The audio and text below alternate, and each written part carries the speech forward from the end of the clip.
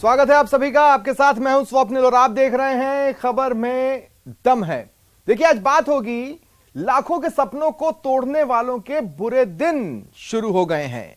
हम बात कर रहे हैं पेपर लीक माफियाओं के किले पर बुलडोजर अटैक की। देरी सही लेकिन जिंदगी बर्बाद करने वालों के खिलाफ कार्रवाई हो रही है, लेकिन सरगना तक पहुंचना अभी भी बाकी है। आज बात बीड़ी के कारोबार से काली कमाई के खेल की भी, जिसे हम डिकोड करेंगे। तो और भी खबरें होंगी। शुरू करते हैं खबर में दम है।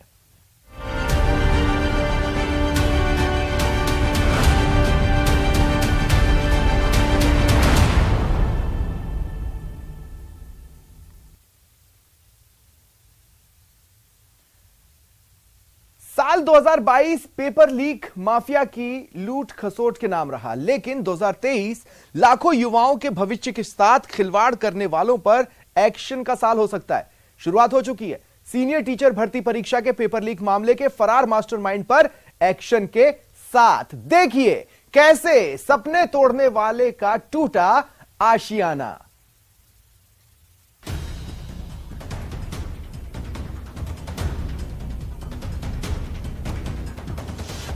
बेरोजगारों के सपनों को तोड़ा।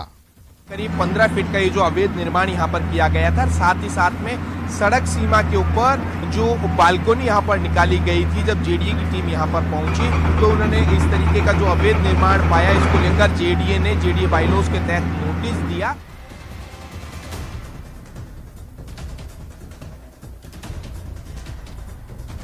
अब अपने आशियाने पर चला बुलडोजर।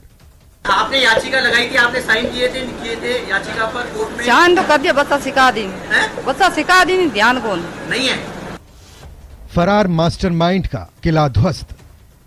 विशेषकर अपने युवाओं के साथ में, लाखों युवाओं के सपनों के साथ में, उनके भविष्य से जो खिलवाड़ करते हैं, गंभीरतम आपराधिक करते अक्षम्य है वो, उनको निश्चित रूप से ये संदेश है।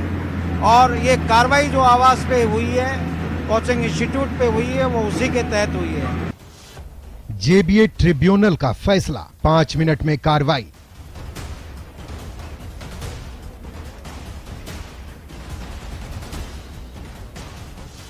$1.5 करोड़ का बंगला अब बना खंडहर। जो सारण और सारण की जो पत्नी है, उसने ट्रिब्यूनल कोर्ट के अंदर याचिका लगाई, जेडीए के नोटिस को चैलेंज दिया। हालांकि इस पूरे मामले के अंदर जेडीए ट्रिब्यूनल कोर्ट ने सुनवाई करते हुए स्पष्ट आदेश दिए कि जो अवैध निर्माण है उसे हटाया जाए, क्योंकि ये जो पूरा प्रकरण है युवाओं के भविष्य से जुड़ा हुआ है। पेपर लीक मामले की ये भूपेंद्र सारण, जिसका ये जो मकान है वो मास्टरमाइंड यहाँ पर पूरे प्रकरण के अंदर था।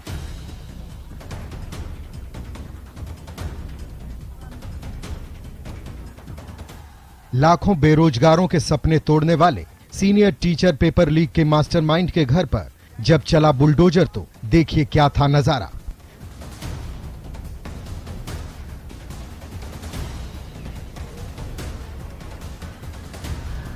ऐसे माफियाओं को निश्चित रूप से संदेश है।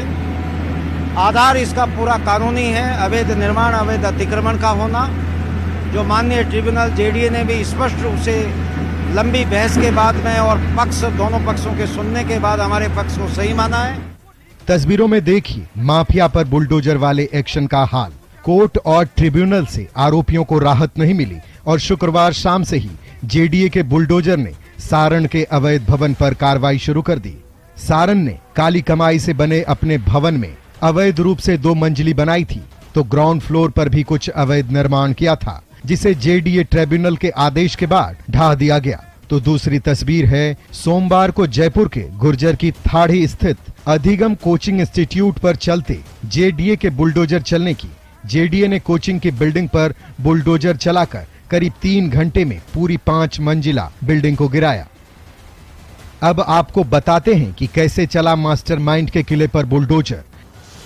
जेडीए ने सोमवार को भूपेंद्र सारण के घर में अवैध निर्माण को लेकर नोटिस जारी किया। उस नोटिस का बुधवार तक कोई जवाब पेश नहीं किया गया। गुरुवार सुबह जेडीए ने लीगल नोटिस जारी किया। मकान मालिक की तरफ से जेडीए ट्रिब्यूनल कोर्ट में याचिका दायर की गई। जेडीए ट्रिब्यूनल ने सुनवाई तक जेडीए को कार्रवाई करने से रोका। शुक्रवार को जेडीए ट्रिब्यूनल ने जैसे ही याचिका खारिज की, जेडीए एक्शन में आ गया। जेडीए ने भूपेंद्र सारण के घर पर कार्रवाई की तैयारी पहले से ही कर ली थी। शुक्रवार शाम के बाद शनिवार को भी मास्टरमाइंड के किले को ध्वस्त करने की कार्रवाई हुई। भूपेंद्र सारण ने इस पूरे मामले को लेकर जेडीए ट्रिब्यूनल कोर्ट से लेकर हाई कोर्ट के अंदर बड़ी भारी जो यहाँ पर वकीलों की एक कह सकते हैं कि टीम लगाई। बताया ये भी जा रहा है कि भूपेंद्र सारण के पक्ष में जोधपुर हाई कोर्ट तक के जो एडवोकेट है वो जयपुर में पैरवी के लिए पहुंचे, लेकिन जेडीए की टीम ने भी अपनी जो टीम है पूरी, चाहे एनफोर्समेंट की टीम हो, जो इनके एडवोकेट, जो लॉयर, जो पैनल है, उनके तमाम अधिकारियों के देखरेख के अंदर इस पूरे केस की पैरवी की गई। जेडीए ने मकान के अवैध हिस्से को बारी बारी से ध्वस्त किया। बड़ी संख्या में पुलिस बल की मौजूदगी में पोकलैंड हैमर मशीन की मदद से मास्टरमाइंड के किले को तोड़ा गया। आपको बता दें कि फरार मास्टरमाइंड के घर को तोड़ने से पहले कोर्ट ने भूपेंद्र सारण की पत्नी एलची देवी और भाई गोपाल सारण की पत्नी इंदु बाला को जमानत दी, जिससे कि वो अपने घर का सामान समेट सके, और दोनों महिलाओं ने अपनी आंखों के सामने अपने घर को टूटते देखा। कहते हैं कि बुरे काम का नतीजा भी बुरा ही होता है। कोई अकूत संपत्ति भले ही जमा कर ले, लेकिन उसका हिसाब होता ही है। पूरी मामले की सुनवाई करीब 5 घंटे तक चली जेडीए ट्रिब्यूनल कोर्ट के अंदर। इसके बाद में कोर्ट ने इस पूरे मामले की गंभीरता को देखते हुए आदेश दिए कि जो अवैध जो निर्माण है उसे हटाया जाए। इसके तुरंत बाद में यहाँ पर जो दूसरी जो जेडीए की टीम यहाँ पर मौजूद थी उसकी ओर से यहाँ पर कार्रवाई शुरू हो गई। ये मैसेज देने की कोशिश की जा रही है कि जो इस तरीके से युवाओं के भविष्य के साथ जो लोग खिलवाड़ करेंगे, जो लोग ऐसे इस मामलों के अंदर, पेपर लीक मामलों के अंदर जो लोग ऐसे वो रहेंगे, उनका अंजाम इसी तरीके से रहने वाला है। पेपर लीक माफिया पर एक्शन शुरू हो चुका है, लेकिन सवाल है कि आखिर इतने ताकतवर कैसे हो गए प्रदेश के पेपर लीक माफिया कि वो सरकारी वेबसाइट को हैक कर सिस्टम को पंगु बना रहे थे। ताकतवर होते माफिया को लेकर विपक्ष का सवाल भी मायने रखता है। देखिए कैसे विदेश से हैकिंग सीखकर सुरेश ढाका ने सिस्टम पर कब्जा जमा लिया था।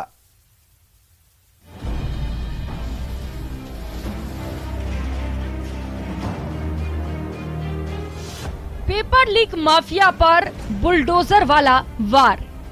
अभियुक्त ने तो केवल किराए पे वो बिल्डिंग ली हुई थी, और ये अभियुक्त भी कौन है? एक छोटी मच्छी इस पूरे खेल के अंदर। इस नकल माफिया के अंदर जो बड़े लोग हैं उन्हें तो संरक्षण दे रही है राजस्थान सरकार।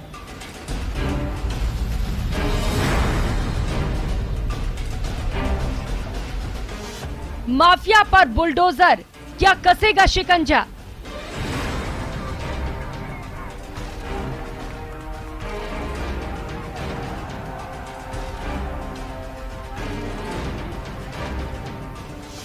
सुरेश ढाका और भूपेंद्र सारण मोहरे, आका कौन? जिस अधिगम इंस्टीट्यूट को गिराया है वो सुरेश ढाका का नाम नहीं था।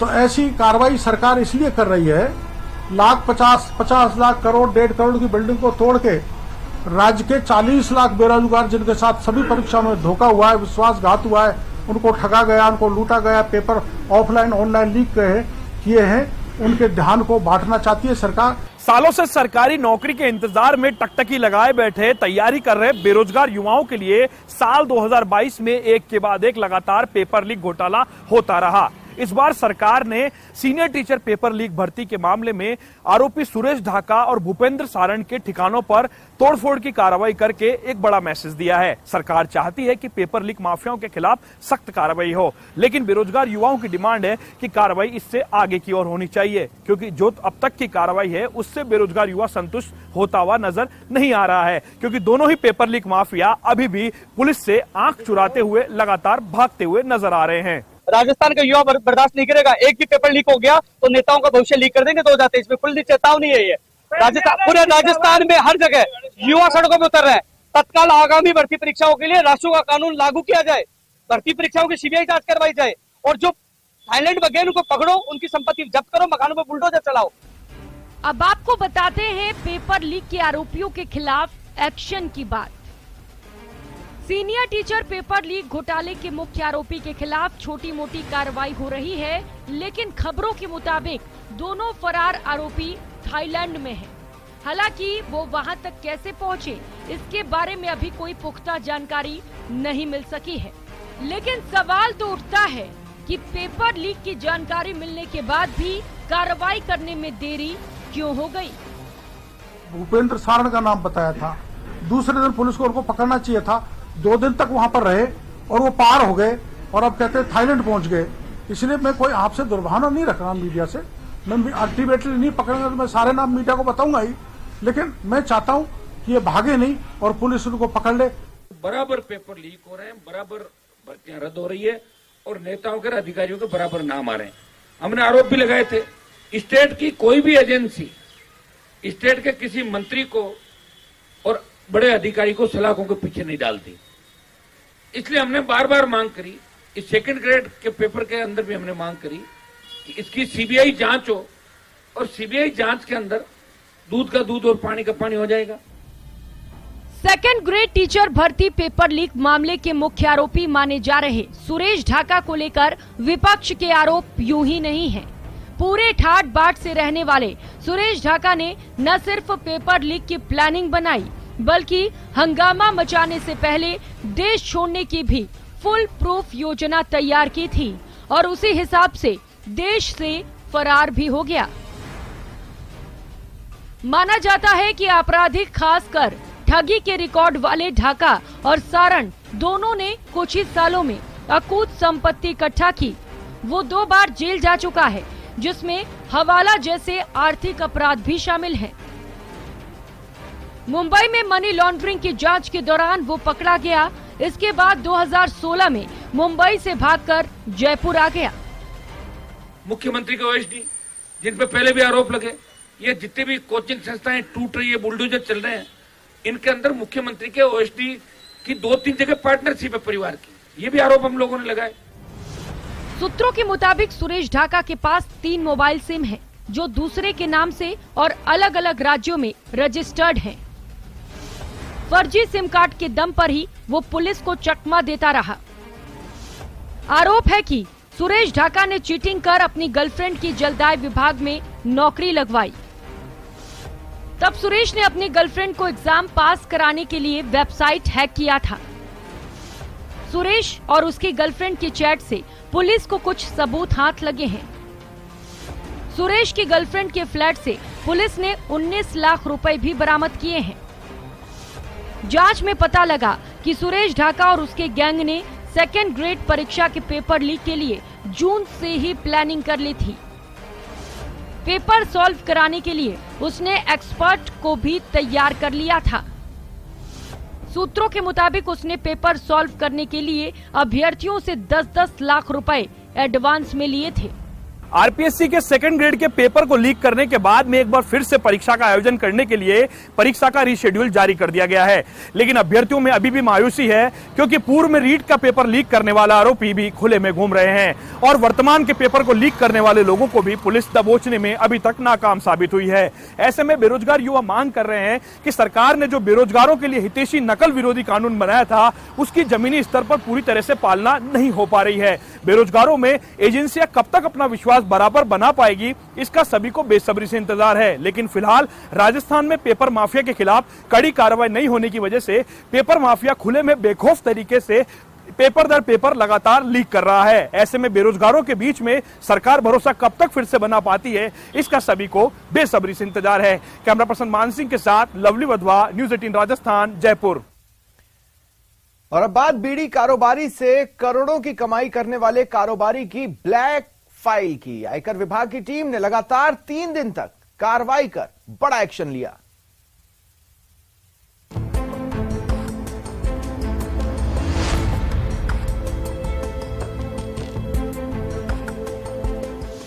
नशा के कारोबारियों पर नकेल, बीड़ी से वारे न्यारे अब 2 हिसाब। बीड़ी कारोबारी का काला साम्राज्य।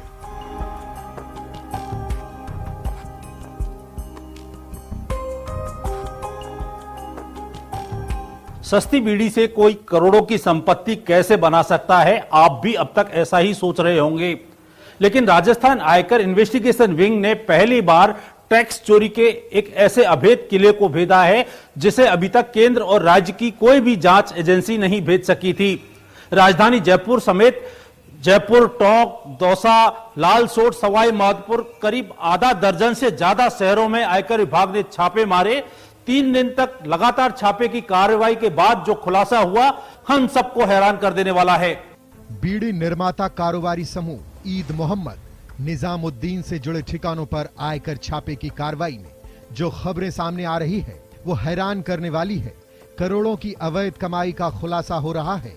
आयकर विभाग ने इस कार्रवाई में 1.5 करोड़ से ज्यादा की नकदी और 2 करोड़ से ज्यादा की ज्वेलरी को जब्त किया है। बीड़ी निर्माता कारोबारी समूह पर चल रही आयकर छापे की कार्रवाई में ग्रुप के कई गोरख धंधे का खुलासा हुआ है। ग्रुप संचालक भारी मात्रा में तंबाकू उत्पादों का कारोबार सिर्फ कच्ची पर्चियों के जरिए कर रहा था। केंद्र सरकार और राज्य सरकार ने तंबाकू उत्पाद पर 125% ज्यादा सेस लगाया है। आयकर चोरी के साथ साथ ग्रुप संचालकों ने जीएसटी और सेस के बड़े पैमाने पर चोरी की है। अधिकारियों ने कारोबार के संबंध में दस्तावेज मांगे तो ग्रुप संचालक संबंधित दस्तावेज उपलब्ध नहीं करवा पाए। आयकर छापे में अवैध कारोबार के हिसाब से किताब की डायरियां मिली है। इन डायरियों में चांद तारा छाप, 2 भाई 21 जैसे कई ब्रांड की बीड़ियों की अवैध कारोबार की जानकारी है। जांच में कच्ची पर्चियों के जरिए करोड़ों के हिसाब किताब की जानकारी मिली है। डायरी में ग्रुप संचालक की ओर से अवैध कारोबार के लिए दी जाने वाली चंदा की राशि, कमीशन जैसे महत्वपूर्ण नकदी की भी जानकारी लिखी हुई है। आयकर विभाग ने इन महत्वपूर्ण डायरियों को जब्त कर लिया है। छापे की कार्रवाई में मिले सभी दस्तावेजों को जब्त कर उनकी छानबीन शुरू कर दी गई है। आपको बता दें कि बुधवार को सुबह सुबह जयपुर समेत कई शहरों में इस कारोबारी ग्रुप से जुड़े ठिकानों पर कार्रवाई शुरू हुई तो हड़कंप मच गया। जयपुर, टोंक, देवली आयकर विभाग की अलग अलग टीमों ने बीड़ी कारोबारी के दफ्तर, घर और उनसे जुड़े प्रतिष्ठानों पर कार्रवाई की। कार्रवाई में 200 से ज्यादा आयकर अधिकारी और 150 पुलिसकर्मी की टीम शामिल रही। पहले दिन आयकर विभाग की टीम ने बीड़ी कारोबारी से जुड़े 27 ठिकानों पर दबिश दी। मिली जानकारी के बाद आयकर विभाग ने दूसरे दिन 29 ठिकानों पर जांच पड़ताल की तो तीसरे दिन आयकर विभाग की टीम ने 10 ठिकानों पर इस आयकर चोरी से जुड़े दस्तावेज खंगाले। इनकम टैक्स डिपार्टमेंट ने रेड के दौरान फैक्ट्री, मकान, फार्म हाउस, गोडाउन और कारों तक की छानबीन की। दरअसल आयकर विभाग की इन्वेस्टिगेशन टीम ने पहले इन उद्योगपतियों के पिछले 5 साल के रिकॉर्ड खंगाले जिसमें भारी मात्रा में अनियमितता मिली, जिस पर आयकर विभाग की इन्वेस्टिगेशन टीम ने जयपुर और दौसा टीम को साथ में लेकर सर्च करना शुरू कर दिया। आयकर विभाग द्वारा बीड़ी निर्माता समूह ईद मोहम्मद निजामुद्दीन ग्रुप के ठिकानों पर की गई छापे की कार्रवाई में कई चौंकाने वाले खुलासे सामने आए हैं। आयकर विभाग को ऐसे दस्तावेज मिले हैं जिसमें साबित होता है कि इस ग्रुप के द्वारा बहुत बड़े पैमाने पर बीड़ी का अवैध कारोबार किया गया है। आयकर विभाग ने इन तमाम दस्तावेजों को जब्त कर लिया है और लॉकरों की जांच शुरू कर दी है। आयकर विभाग की इस कार्रवाई में करोड़ों रुपए की टैक्स चोरी का खुलासा हो रहा है। इस ग्रुप के द्वारा 40 करोड़ से ज्यादा का टर्नओवर बीड़ी के कारोबार में किया जाता रहा है, लेकिन इसकी जानकारी आयकर विभाग या दूसरी जांच एजेंसियों को नहीं दी। कैमरा पर्सन भवानी सिंह के साथ राकेश शर्मा, न्यूज 18 राजस्थान, जयपुर। बहरोड का क्राइम कनेक्शन जग जाहिर है, लेकिन हैरत तब हुई जब एक गैंगस्टर पर हमले के बाद पुलिस की कार्रवाई को लेकर हंगामा हुआ। पहले पुलिस के साथ सांसद की झड़प हुई, फिर सांसद और स्थानीय विधायक भिड़ गए। सबसे बड़ा गुंडा पुलिस की वर्दी में आप हो यहाँ पर। की बात करने की मुझे साथ जरूरत नहीं है, ठीक है ना? सांसद विधायक तनातनी का लादेन कनेक्शन। जो लोग इस तरह की मानसिकता रखते हैं, ये डीएसपी, इसका नाम क्या है? आनंद राव। ये तो जिंदगी भर मेरा नाम याद रखेगा और ये अफसोस करेगा पूरी जिंदगी भर कि इसने जो आज गलती करी है वो गलती इसने क्यों करी। लादेन पर हमले के बाद क्यों हुई बयानबाजी? बहरोड में जो फायरिंग हुई इसमें सीधा सीधा हाथ सांसद अलवर के जो है बालकनाथ उनका है।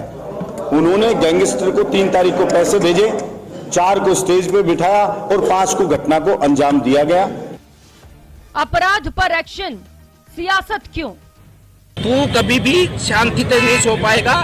तूने जो आज अपराध किया है, जो पाप किया है, इस पाप का इस जन्म में कर, अगले जन्म में भी तू पश्चाताप कितना ही करना, कितना ही कुछ करना, लेकिन इस पाप से मुक्त नहीं हो पाएगा तू। साल चुनावी है तो हर बात में सियासत अपनी गुंजाइश ढूंढ लेती है। अलवर में सांसद विधायक तनातनी मामले में भी कुछ ऐसा ही दिख रहा है, जहां कुख्यात अपराधी विक्रम गुर्जर उर्फ लादेन पर हमले की जांच में पुलिस ने कुछ लोगों को हिरासत में लिया, लेकिन पुलिस की इस कार्रवाई के बाद सियासत भड़क उठी। सांसद बालकनाथ पुलिस के एक्शन को बीजेपी कार्यकर्ताओं के खिलाफ बताते हुए न सिर्फ डीएसपी से उलझे बल्कि पुलिस अधिकारी को देख लेने तक की धमकी दे डाली। फिर एंट्री हुई बहरोड विधायक बलजीत यादव की। फिर क्या था, सांसद और विधायक दोनों ने सियासी मर्यादा से बाहर जाते हुए बयानबाजी शुरू कर दी।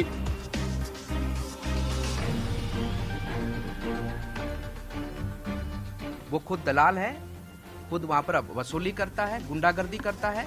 वो तो राजस्थान की पुलिस के ऊपर एक धब्बा है। वो मैं तो कहता हूं कि ऐसे डीएसपी की तुरंत जांच हो और उसकी कुंडली की भी जांच हो। जब तक आप जियो, जिंदा रहो, जिस दिन आपको ये लगे कि आज आप ज्यादा पावर में आ गए हो, तो एक अधिकारी के बच्चे नहीं, अलवर जिले के, राजस्थान के किसी भी शरीफ आदमी के बच्चे को आप अपनी विध्वंसकारी नजरों से देखने तक का प्रयास करना, आपका मुंह सपोड़े मार मार के लाल कर देंगे हम, जहां आप करोगे वही। अलवर जिले के बहरोड विधानसभा में राजनीतिक द्वेष नई बात नहीं है। एक बार फिर जब बहरोड पुलिस ने गैंगवॉर के सिलसिले में 3 लोगों को हिरासत में लिया तो हंगामा शुरू हो गया। समर्थकों के साथ अलवर के बीजेपी सांसद महंत बालकनाथ बहरोड थाने पहुंचे और उनको हिरासत में लिए जाने का कारण पूछा। आरोप है कि सांसद को पुलिस की ओर से संतोषजनक जवाब नहीं मिला तो सांसद बालकनाथ बहरोड के डीएसपी आनंद राव से उलझ गए और पुलिस अधिकारी को धमकी तक दे डाली। और जिस प्रकार से पुलिस का वर्दी पहनकर ये लोगों पर अत्याचार, वसूली, गुंडागर्दी करते हैं, किस प्रकार से जो काम हो रहे सबको सब ध्यान में है। पुलिस उपाधीक्षक और सांसद में काफी नोकझोंक हुई। सांसद बालकनाथ धरने पर बैठ गए, फिर भिवाड़ी के पुलिस अधीक्षक के हस्तक्षेप से सांसद ने धरना तो खत्म किया, लेकिन डीएसपी के खिलाफ कार्रवाई की मांग रखी। लेकिन अगले दिन सांसद बालकनाथ के खिलाफ स्थानीय लोगों ने विरोध प्रदर्शन किया और उन पर गंभीर आरोप लगाए गए। बहरोड के विधायक और समर्थक डीएसपी आनंद राव के समर्थन में जुट गए और जमकर हंगामा किया। विधायक ने सांसद बालकनाथ पर अपराधियों को संरक्षण देने का आरोप लगाया। सांसद आए, जब उनके गुर्गे पकड़े और इस ढंग से बौखला रहे थे, उससे साफ लग रहा था और अब तो ये स्पष्ट हो गया है कि बालकनाथ को डर था कि 120B में पुलिस बालकनाथ को मुलजिम बनाएगी और वो सलाखों के पीछे जाएगा, क्योंकि जो गुर्गे पकड़े थे वो सारा राज उगल थे। इसलिए पुलिस को उन्होंने पूछताछ नहीं करने दी और दबाव बना दिया। तो देखा आपने, खबर में दम है। फिलहाल इतना ही, नमस्कार।